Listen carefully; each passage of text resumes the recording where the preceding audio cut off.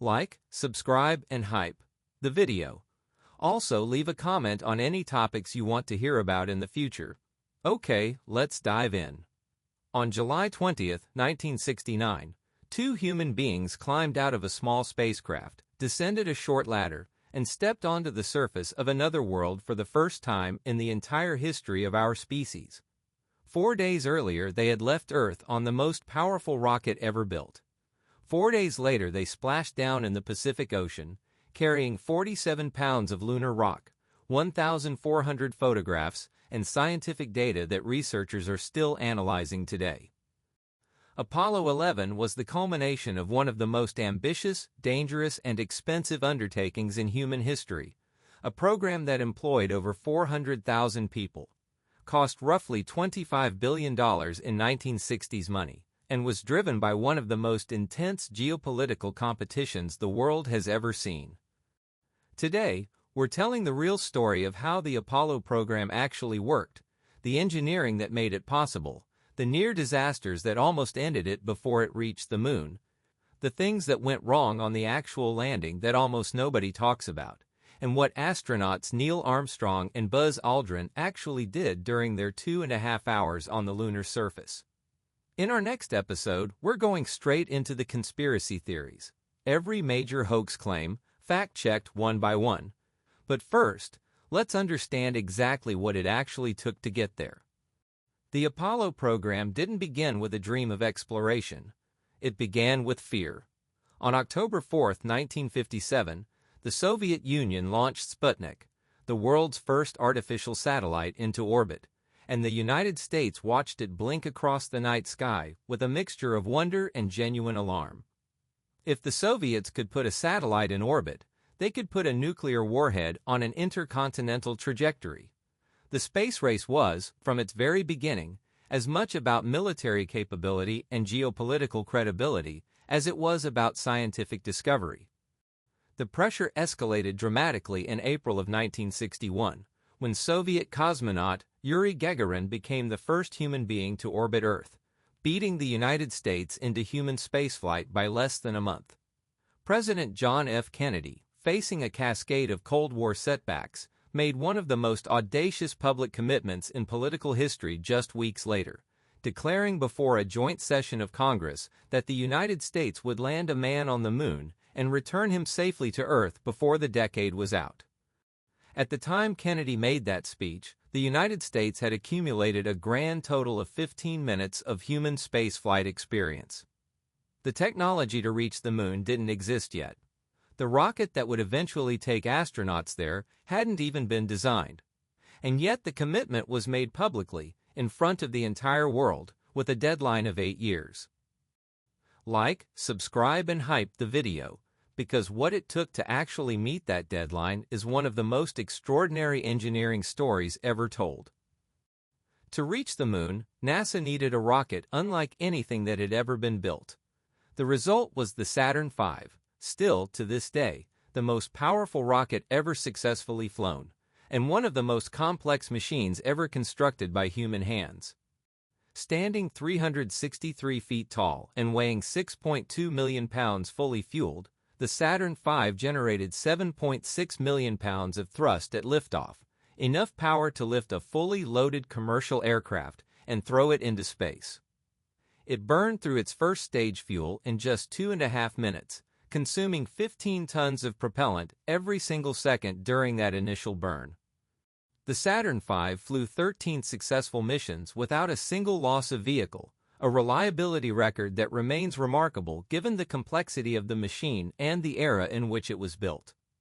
Engineers designed it using slide rules and mechanical calculators, in an age before computer-aided design, checking calculations by hand and running physical tests on individual components until they were confident enough in every piece to put human lives on top of it. Every Apollo mission that reached the moon rode this rocket, and the engineering knowledge required to build it was so specific, so specialized, and so labor-intensive that it was never fully reconstructed after the program ended. Some of the original engineers have noted that rebuilding a Saturn V today, from scratch, would be a significant engineering challenge, even with modern manufacturing technology. The path to Apollo 11 was not clean or inevitable. It was punctuated by setbacks, tragedies, and moments that nearly ended the program entirely before it ever reached the moon. The most devastating came on January 27, 1967, during a routine ground test of the Apollo 1 spacecraft. Astronauts Gus Grissom, Ed White, and Roger Chaffee were sealed inside the command module on the launch pad, running through a pre-launch checklist when an electrical spark ignited a fire inside the pure oxygen atmosphere of the cabin. The fire spread catastrophically in seconds. All 3 astronauts died before rescuers could reach them. The investigation that followed exposed serious problems with the spacecraft's design, its wiring, and the culture of safety at NASA and its contractors. The program was grounded for nearly 2 years while the spacecraft was fundamentally redesigned. When Apollo missions resumed with Apollo 7 in 1968, and when Apollo 8 became the first crewed spacecraft to orbit the moon in December of that year, the program had been fundamentally changed by the lessons of that fire. Then there was Apollo 10, the dress rehearsal mission in May of 1969, that flew to the moon, descended to within 47,000 feet of the surface, and came back without landing, specifically to test every system short of the final touchdown. Without Apollo 10's data and the problems it identified, Apollo 11's landing might not have been attempted. Like, subscribe, and hype the video, because even on the day of the actual landing, things almost went very wrong. On July 20, 1969, Neil Armstrong and Buzz Aldrin separated from the command module Columbia in the lunar module Eagle and began their powered descent to the surface. What the public watching on television didn't fully understand in real time was how close the landing came to being aborted. First, as the lunar module descended, its onboard computer began generating alarm codes, 1202 and 1201, error codes that the crew didn't recognize and had never trained for in that exact context. Flight controller Steve Bales, just 26 years old at the time, made the call to continue the descent after determining the alarms indicated the computer was temporarily overloaded but still functioning well enough to proceed. Had he called for an abort, the landing would have been scrubbed on that attempt. Then, as Armstrong took manual control for the final approach, he realized the computer was steering them toward a boulder-strewn crater the size of a football field, a surface completely unsuitable for landing. He flew the lunar module manually past it, scanning for a safer spot, burning through fuel while mission controllers on Earth watched the fuel gauge drop toward the abort threshold. Armstrong set the Eagle down with an estimated 25 to 30 seconds of landing fuel remaining. 25 to 30 seconds. In one of the most significant moments in human history, the margin between success and catastrophic failure was roughly half a minute of fuel. Armstrong and Aldrin spent approximately 2 hours and 31 minutes outside the lunar module on the surface, a timeline that was carefully constrained by the limitations of their life support systems and the mission plan. In that window, they accomplished a specific, planned list of scientific and operational objectives.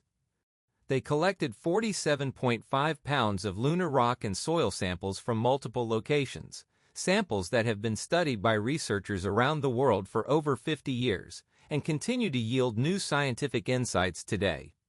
They deployed a seismometer to measure moonquakes, a laser retroreflector that scientists on Earth still bounce lasers off today to precisely measure the moon's distance and its gradual drift away from Earth, and a solar wind composition experiment.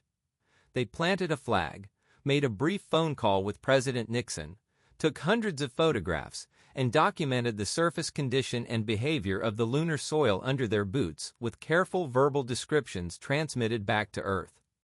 The laser retroreflector deployed by Apollo 11, along with similar reflectors deployed by later Apollo missions, is still actively used by observatories around the world.